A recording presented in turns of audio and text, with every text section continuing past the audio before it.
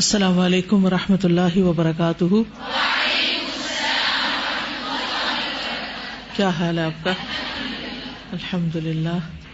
نحمده ونصلی علی رسولہ الکریم. اما بعد فاعوذ باللہ من الشیطان الرجیم. بسم اللہ الرحمن الرحیم. رب اشرح لی صدری ویسر لی امری واحلل عقدۃ من لسانی یفقهوا قولی. قل هل يستوي الذين يعلمون والذين لا يعلمون کتاب النکاح باب شہادت المرضعۃ. مرضعہ یعنی دودھ پلانے والی کی گواہی. ابن عباس کہتے ہیں کہ اگر دودھ پلانے والی عورت قسم اٹھا کر گواہی دے دے، شہادت دے دے کہ اس نے فلاں بچے کو دودھ پلایا ہے تو اس کی شہادت قبول ہوگی، یعنی ایک عورت کی گواہی یہاں قبول ہوگی. امام زہری، اوزاعی، امام احمد، امام اسحاق رحمہم اللہ یہ سب بھی یہی کہتے ہیں. لیکن بعض اسکالرز نے کہا ہے کہ نہیں، ایک عورت کی گواہی قبول نہیں ہوگی. لیکن جمہور کی رائے یہی ہے کہ رضاعت کے معاملے میں جس عورت نے دودھ پلایا ہو اس کی گواہی قبول ہوگی. حدثنا علی بن عبد اللہ حدثنا اسماعیل بن ابراہیم اخبرنا ایوب عن عبد اللہ بن ابی ملیکۃ قال حدثني عبید بن ابی مریم عن عقبۃ بن الحارث قال وقد سمعته من عقبۃ لکنی لحدیث عبید احفظ. قال وہ کہتے ہیں تزوجت امرأۃ، عقبہ کہتے ہیں کہ میں نے شادی کی ایک عورت سے. فجاءتنا امرأۃ سوداء، تو آ گئی ہمارے پاس ایک کالی عورت. فقالت، تو کہنے لگی ارضعتکما، میں نے تم دونوں کو دودھ پلایا ہے. فأتیت النبی صلی اللہ علیہ وسلم، تو میں نبی صلی اللہ علیہ وسلم کے پاس چلا آیا. فقلت، تو میں نے عرض کیا تزوجت فلانۃ بنت فلان، کہ میں نے فلاں بنت فلاں سے شادی کی ہے.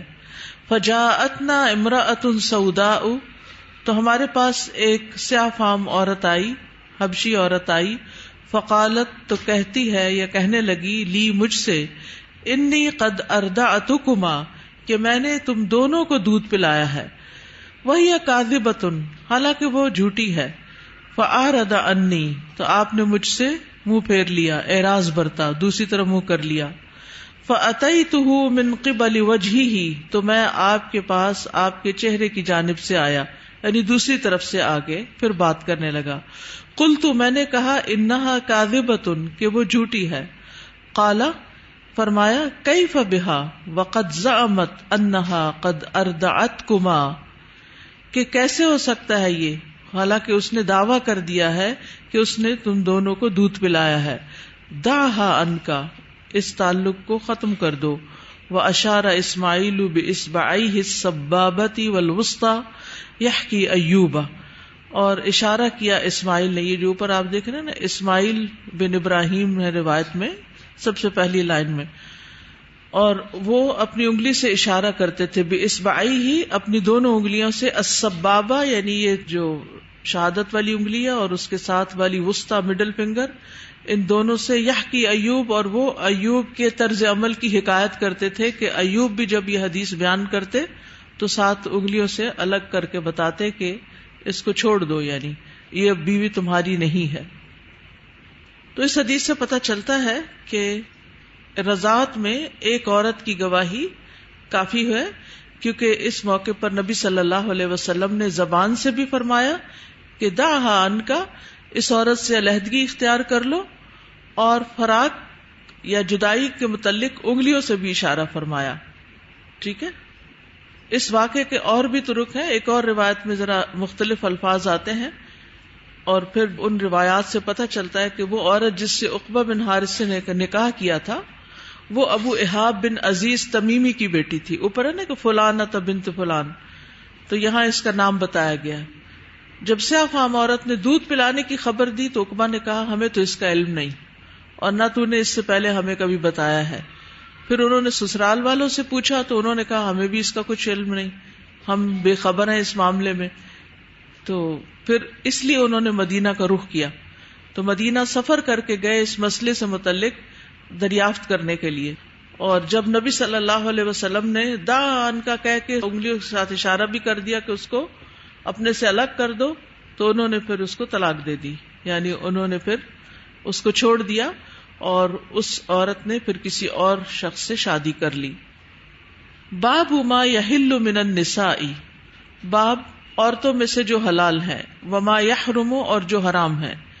وقولہ تعالی اور اللہ تعالی کا فرمان ہے، حرمت علیکم امہاتکم وبناتکم واخواتکم وعماتکم وخالاتکم وبنات الاخ وبنات الاخت الى آخر الآیتین الى قولہ ان اللہ کان علیما حکیما.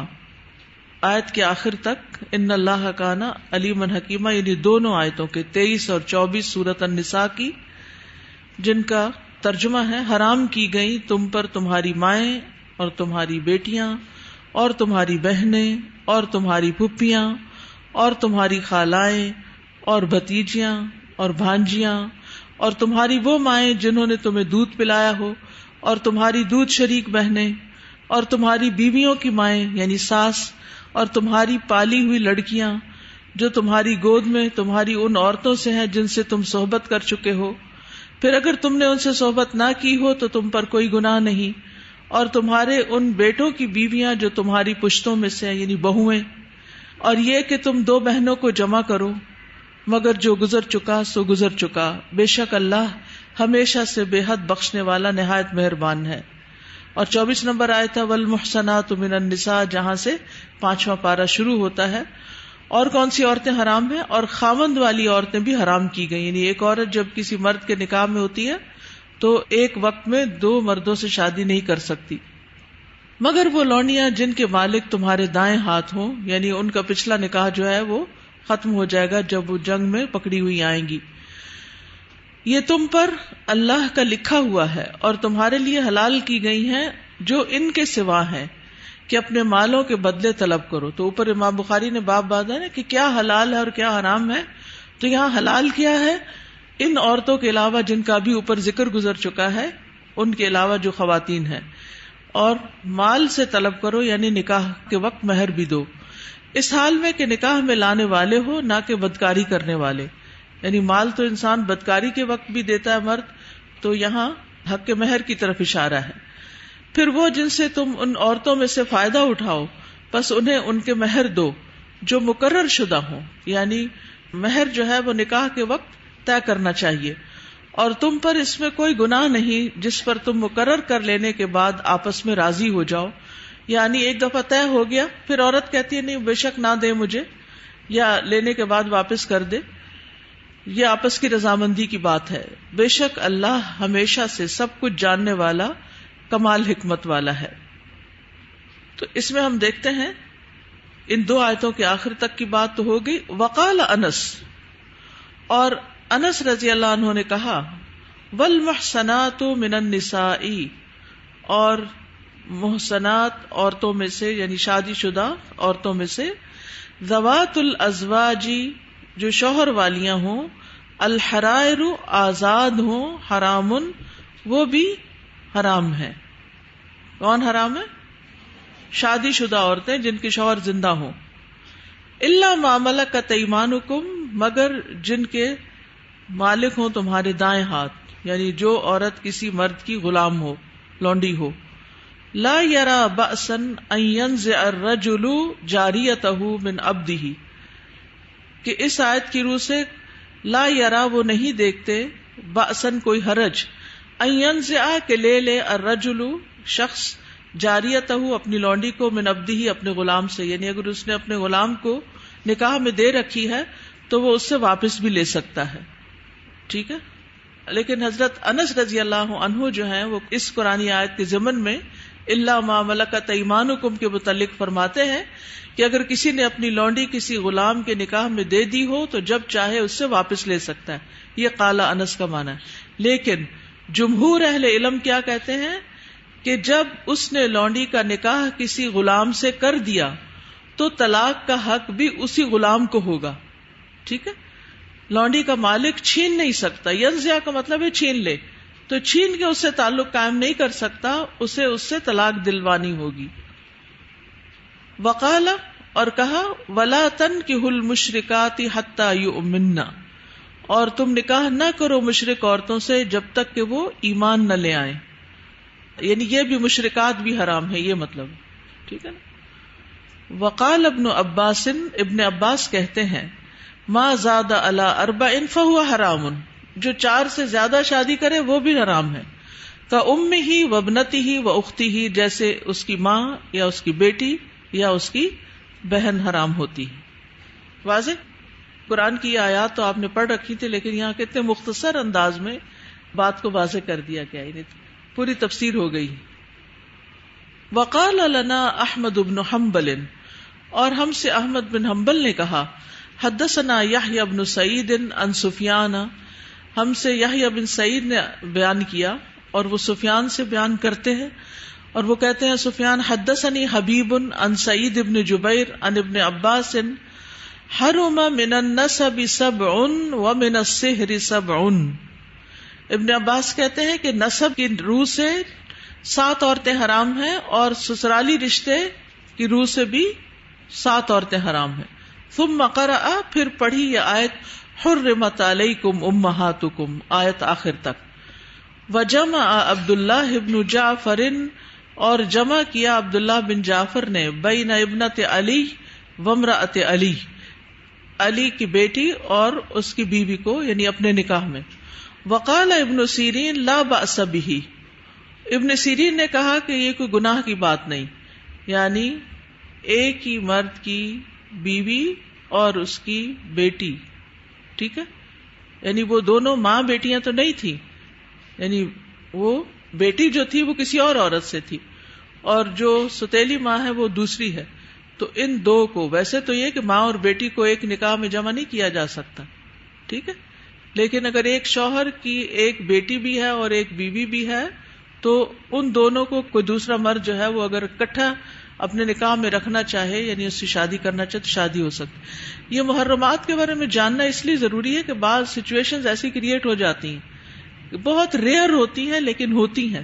کبھی مجبوری ہوتی ہے, کبھی ضرورت ہوتی ہے, کبھی کسی کو پروٹیکشن دینا ہوتا ہے, کبھی کوئی لاوارث لڑکی ہوتی ہے. تو ایسی صورت میں کیا نکاح ممکن ہے؟ تو یہاں پر انہوں نے کہا کہ ایسا ہو سکتا ہے, لا بأس بہ.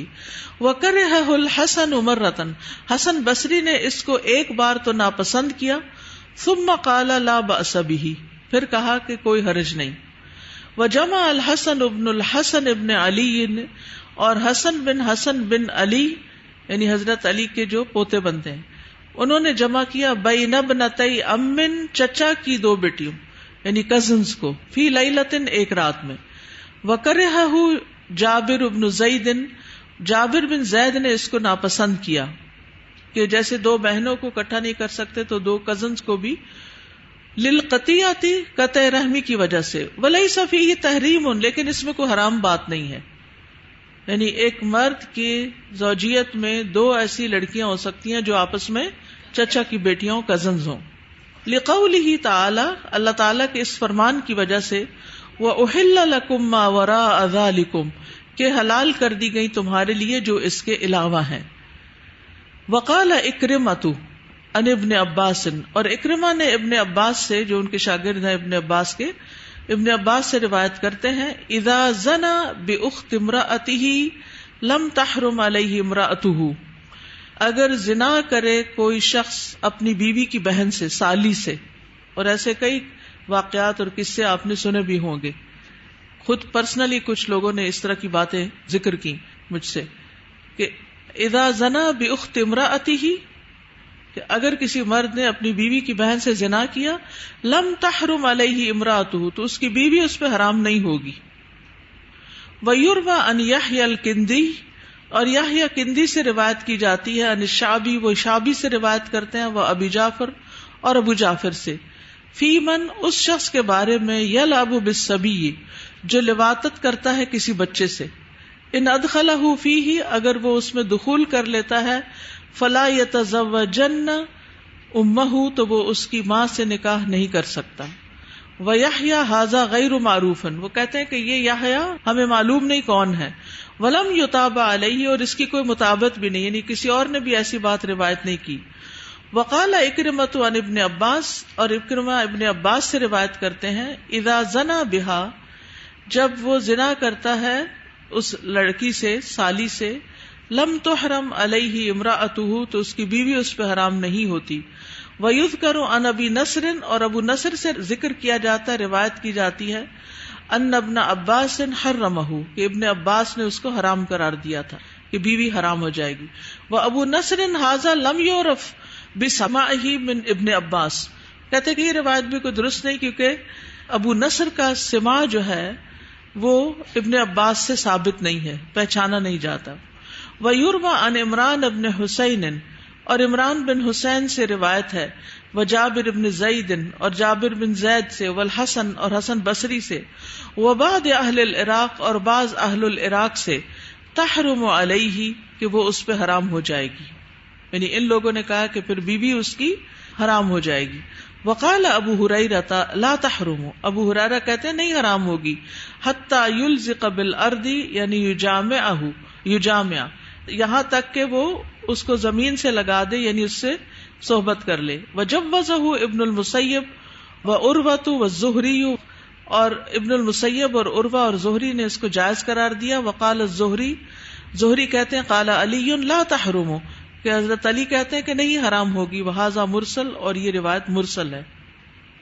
تو ان روایات سے کچھ باتیں سمجھ میں آتی ہیں.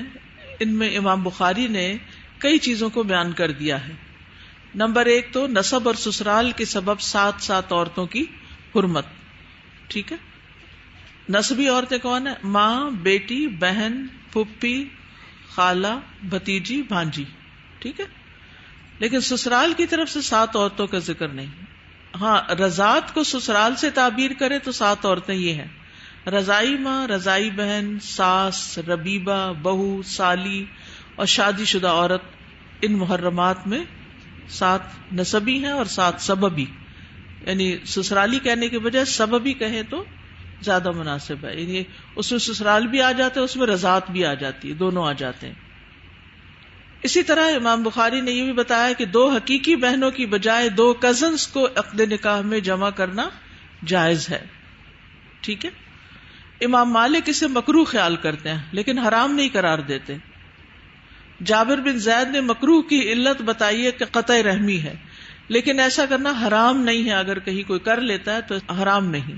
ٹھیک ہے، اور پھر تیسرا مسئلہ جو بتایا کہ اگر کوئی سالی سے زنا کرتا ہے تو بیوی حرام ہو جاتی ہے، تو اس میں امام بخاری کا موقف کیا ہے کہ حرام جو ہے وہ حلال کو حرام نہیں کرتا.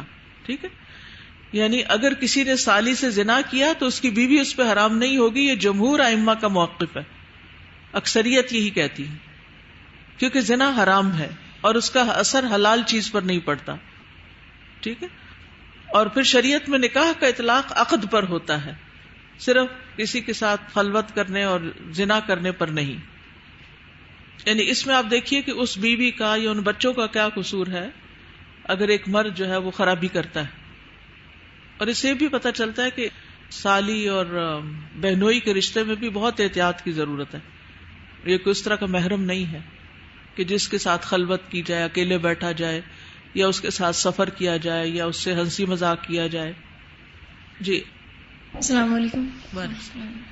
استاذہ، میرا اپنا یہ کوشچن تھا تقریباً 1.5 ایئرز بیفور، کیونکہ میں اپنے بہنوئی سے بھی پردہ کرتی ہوں الحمدللہ.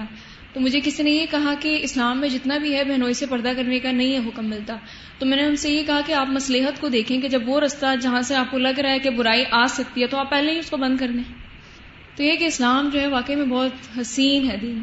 صحیح. عورت کو جتنا بھی پردے کے احکامات دیے گئے ہیں یا اپنی زینت کو چھپانے کے، وہ اس کی اپنی پروٹیکشن اور اپنے فائدے کے لیے، کوئی ظلم اور زیادتی نہیں کی گئی. یہ جو بات ہو رہی ہے بہنوئی اور سالی کی، اس میں بے احتیاطی بہت ہوتی ہے. جی ہاں، اور ہنسی مذاق، یعنی اس رشتے کو شروع سے شادی کے دن سے ہی جو سالیاں ہیں وہ ایسی رسمیں ہیں شادی کی کہ جوتا چرانا اور پتہ نہیں چھپانا، جی دودھ پلائی اور اس طرح، یعنی بہنوئی کے ساتھ بہت زیادہ دل لگی اور ہنسی مذاق وہیں سے شروع ہو جاتا ہے اور وہ حدیں جو ہیں وہ کراس کر لی جاتی ہیں. بالکل. اس وجہ سے خرابیاں پیدا ہوتی ہیں. استاذہ ایک بڑی بہن کی شادی ہوتی ہے تو وہ بہن ہے وہ اپنی چھوٹی بہن کو اپنے گھر بلا لیتی ہے کہ بچے کو سنبھالو دیکھو ذمہ داریاں اس طرح کی ڈال دیتی. تو استاذہ یہ بھی غلط ہے, اگر بلانا اتنا ضروری ہے تو پھر شوہر اپنی بہن کو بلائے تاکہ کوئی اس قسم کی قباحت نہ ہو, اس قسم کے ریلیشنز قائم نہ ہوں. کیونکہ یہ وہ وقت ہوتا ہے جس میں عورت جو ہے وہ 40 دن کے لیے نفاس میں ہوتی ہے اور مرد کی ضرورت پوری نہیں ہوتی, تو زیادہ خطرہ ہوتا ہے کہ وہ کوئی خرابی کر بیٹھے. بہنوئی کے حکم میں خالو اور پھپھا بھی آتے ہیں, تو اسلام میں مطلب ان سے پردہ کرنے کا کہا نہیں گیا, لیکن اگر کوئی کرتا ہے تو اس کا کیا اسٹیٹس ہے اسلام میں؟ نہیں, کہا نہیں گیا کا کیا مطلب؟ یہ محرم تو نہیں ہے, یہ محرم تو نہیں ہے. اگر کوئی کرتا ہے اور نہیں کرتا, کیونکہ ڈفرینٹ فتاوا. دیکھیے گھروں کے اندر جو رشتے دار ہوتے ہیں نا, ان سے اس طرح کا پردہ تو بہرحال نہیں ہو پاتا کہ جس طرح ہم بازار میں ٹوٹلی نان محرم سے کرتے ہیں, لیکن احتیاط کے تقاضے, چادر لے کے رکھے, انسان زیب و زینت ظاہر نہ کرے, تھوڑا گھونگھٹ آگے رکھے, یہ چیزیں کرنے کی ضرورت ہے. یعنی آپ یہ تو نہیں کر سکتے کہ گاؤن سکارف پہن کے گھر کے اندر بیٹھ جائیں.